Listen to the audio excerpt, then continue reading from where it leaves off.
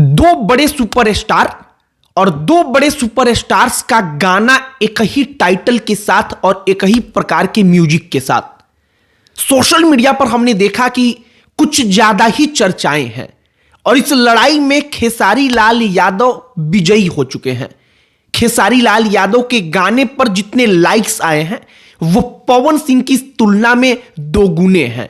जितने कमेंट्स आए हैं वो पवन सिंह की तुलना में कहीं ज्यादा अधिक है और खेसारी लाल यादव व्यूज के मामले में अब भी आगे हैं।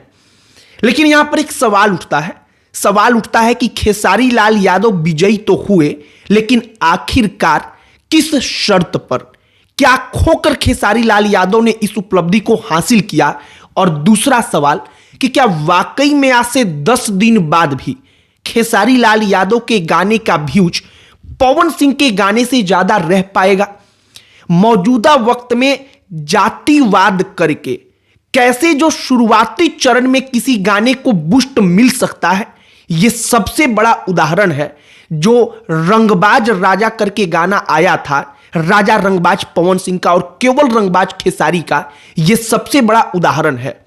हम आपको सब कुछ बताएंगे कि खेसारी के गाने पर लाइक्स और व्यूज पवन सिंह के गाने की तुलना में कितना ज्यादा है, जबकि पवन सिंह का गाना खेसारी के गाने की तुलना में वाकई में अगर वीडियो क्वालिटी आप देखेंगे तो वो बेहतर है, लेकिन फिर भी परफॉर्मेंस के आधार पर खेसारी लाल यादव अब तक आगे हैं। सब पर चर्चा करेंगे, बातचीत करेंगे, लेकिन आगे बातचीत करने से पहले हमारा नमस्कार स्वीकार करिए। हमारा नाम मोहित कुमार सिंह है। यह मामला इतना बड़ा नहीं है कि इस पर इतनी चर्चा होनी चाहिए, लेकिन फिर भी हम भी चर्चा क्यों कर रहे हैं? क्योंकि सोशल मीडिया पर इसको लेकर के चर्चाएं हैं।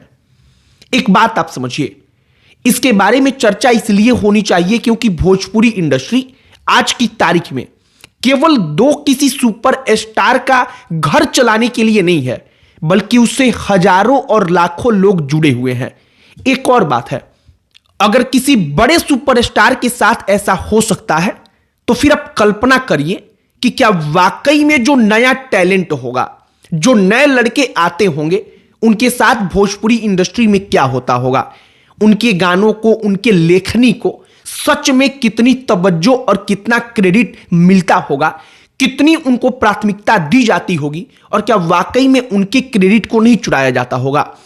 खेसारी लाल यादव का गाना रंगबाज, उस गाने को अगर आप देखेंगे तो मौजूदा समय में भी पूरे YouTube पर चौथे नंबर पर ट्रेंड कर रहा है, जबकि पवन सिंह का गाना इसकी तुलना में 10वें नंबर पर ट्रेंड कर रहा है। इसके बाद आइए कि खेसारी लाल यादव के गाने पर व्यूज कितने हैं, तो 5 मिलियन से ज्यादा व्यूज है। पवन सिंह के गाने पर 4.6 मिलियन से ज्यादा व्यूज है। मतलब कि व्यूज के मामले में पवन सिंह खेसारी से अब भी पीछे हैं। अब इसके बाद से अगर लाइक्स की बात करेंगे तो खेसारी लाल यादव के गाने पर जो लाइक्स है वो 3 लाख से ज्यादा है और कमेंट 80,000 के आसपास है। और पवन सिंह के गाने पर अगर आप लाइक्स की बात करेंगे तो ये 1.8 लाख है, मतलब 1,80,000। मतलब कि खेसारी लाल यादव से लगभग मान के चलिए कि आधा, जो इस बात को दर्शाता है कि सच में खेसारी लाल यादव जब विवाद के बाद गाना लेकर आते हैं, विवाद के बीच आते हैं, तो उनको कितना बड़ा फायदा मिलता है। दूसरा, पवन सिंह के गाने पर सिर्फ 47,000 कमेंट आया है। ये कमेंट और लाइक्स हम क्यों बता रहे हैं? क्योंकि आज डिजिटल युग है। इस जमाने में लॉयल फैन बेस किसका कितना है, इसकी गिनती करने के लिए यही आधार होता है कि आखिरकार कमेंट कितना आ रहा है, लाइक्स कितने आ रहे हैं। क्योंकि व्यूज एक अलग मसला हुआ कि व्यूज, आपको कोई गाना अच्छा लगा, आप सुन रहे हैं, बार बार सुन रहे हैं, तो बार बार उस गाने का व्यूज बढ़ रहा है। लेकिन लाइक्स और कमेंट्स की संख्या के आधार पर आज की तारीख में यह देखा जाता है कि लॉयल फैन बेस किसका कितना है। और नो डाउट कि खेसारी लाल यादव इस मामले में पवन सिंह से आगे हैं। आगे इसलिए हैं क्योंकि पवन सिंह और खेसारी लाल यादव की जब आप तुलना करेंगे और कोई भी गाना आता है तो प्रत्यक्ष या अप्रत्यक्ष रूप से जब विवाद होता है तो जाति का मामला बन जाता है। और जातियों की तुलना में आप देखेंगे तो स्वाभाविक तौर पर खेसारी लाल यादव की जाति पवन सिंह की जाति या उनका समर्थक वर्ग जो है उसकी तुलना में बहुत ज्यादा है। खेसारी लाल यादव के गाने पर 3 लाख लाइक, जबकि व्यूज पवन सिंह की तुलना में मात्र 4 से 5 लाख ज्यादा है, जो इस बात को दर्शा रहा है। अब आइए दूसरे पॉइंट पर कि क्या वाकई में अब जो आगे आने वाला समय होगा, क्या वहां पर भी खेसारी लाल यादव के गाने का व्यूज पवन सिंह के गाने के व्यूज की तुलना में इसी प्रकार से ज्यादा रह पाएगा? यह सवाल हम इसलिए पूछ रहे हैं या इसलिए इस बात को उठा रहे हैं क्योंकि विवाद के बाद यह तो हो जाता है कि शुरुआती चरण में अचानक से किसी को कुछ फायदा मिल जाए, लेकिन लॉन्ग टर्म की जब आप बात करते हैं, जब वहां पर आते हैं, तो उस मामले में सब कुछ बेहतर नहीं रह पाता। मसलन इसका उदाहरण हम बताते हैं। खेसारी के गाने पर व्यूज पवन सिंह के गाने की तुलना में बहुत ज्यादा का अंतर हो चुका था, लेकिन मौजूदा वक्त में यह अंतर 4-5 लाख पर आ चुका है, यानी कि मात्र 4-5 लाख ज्यादा है। अब आगे का चरण होता है सेकेंड स्टेज, जिसको आप कह सकते हैं कि जिसका गाना सच में लोगों को बेहतर लगता है, उस गाने पर व्यूज रिपीट होता है, यानी कि बार बार आता है।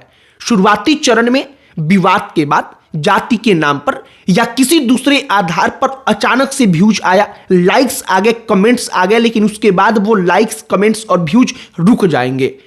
लेकिन जिस चीज को लोग पसंद करेंगे उस पर लाइक, कमेंट और व्यूज समय के साथ बढ़ते रहेंगे, और इसीलिए हम कह रहे हैं कि शायद आगे आने वाला जो 20 से 25 दिन होगा वो सच में इस बात का निर्धारण करेगा कि सही में असल तौर पर इस गाने की तुलना में नंबर 1 कौन रहा।